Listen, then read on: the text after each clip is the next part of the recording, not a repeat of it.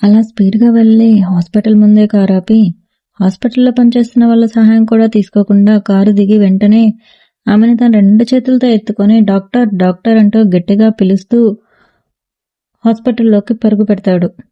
అక్కడికి డాక్టర్ వచ్చి ఏమైంది బాబు అని అడుగుతారు.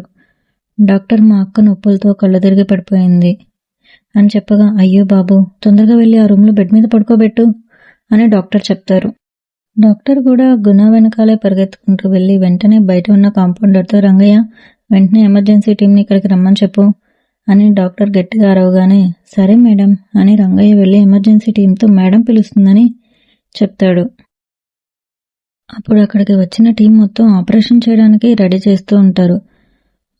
గుణతో మొదట్లో లోపలికి వెళ్ళిన డాక్టర్ గుణ దగ్గరికి వచ్చి, బాబు నువ్వేం కంగారు పడకు, మీ అక్కకి ఎలాంటి హాని జరగదు, మేమున్నాం, మమ్మల్ని నమ్ము, కానీ ఇప్పుడు ముందుగా నువ్వు వెళ్ళి బిల్ కౌంటర్లో ఒక 5 లక్షలు బిల్ పే చేయి అని చెప్తాడు.